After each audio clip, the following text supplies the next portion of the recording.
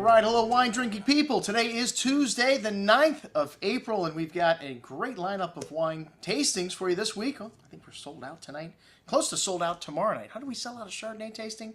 We are good here at the Wine Watch. Well, hey, Chardonnay is a very popular grape variety. If you ask me what my favorite wine would be, those of you that have watched the show know it would be something from the Piedmont, probably Barolo, but I do like Barbera also. Dolcetto, the third red grape they grow in the Piedmont.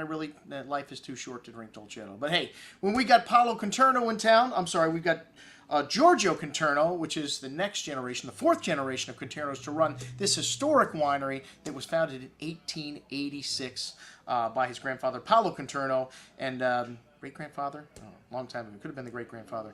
Anyways, this is the next generation, a family-owned, all estate-bottled juice here. And, you know, like I said, my favorite wines in the world coming from the Piedmont. Barolo, to me, has this lovely exotic spice and floral nuance that Pinot Noir has, but it has the tannic backbone and structure like Bordeaux and Cabernet Sauvignon, so it can last 40, 50 years or more into great vintages, and we've got some incredible vintages. I'm not really that familiar with this producer. I have to say I'm more familiar with the other Conternos, Aldo Conterno being one of them, Giacomo Conterno, but Paolo Conterno, a lot of people with the similar names with the same names in the Piedmont, probably related to these guys, but like I said, I'm not that familiar with this gentleman's wines. I am familiar with the Ginestra vineyard, which his top Barolo, the Reserva Ginestra, we will be serving. And we got some great vintages on the table. 2006, a fantastic vintage in the Piedmont. 2008, a classic vintage. We got both of these of the Ginestra and the Ginestra Reserve we're going to be serving with the dinner course, well, actually with the cheese course. And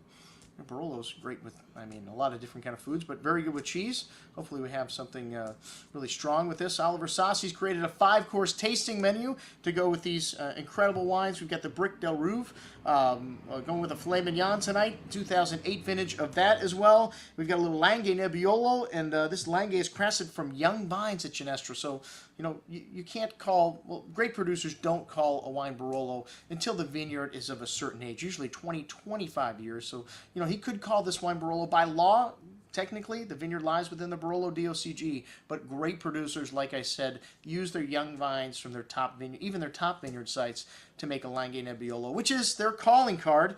And at $22, probably the value on the table. This 2009 vintage, outstanding in the Piedmont, very forward and really ripe style, which is really appealing when young. And then Barbera, my second favorite grape variety. A lot of people making great Barbera today in the Piedmont, and Bricco, which means hillside facing south.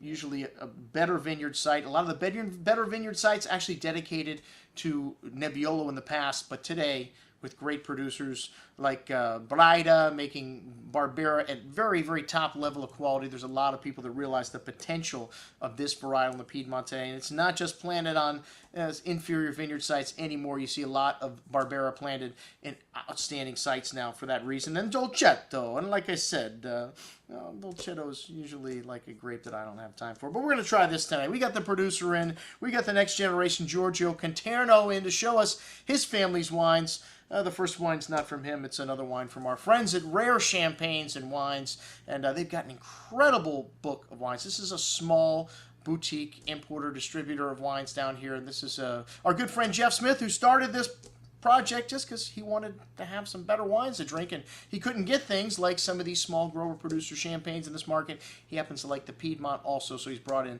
some outstanding wines from the Piedmont like this small producer. Check it out, our lineup of wines and Chef Oliver Sassi's 5-course tasting menu to go with them.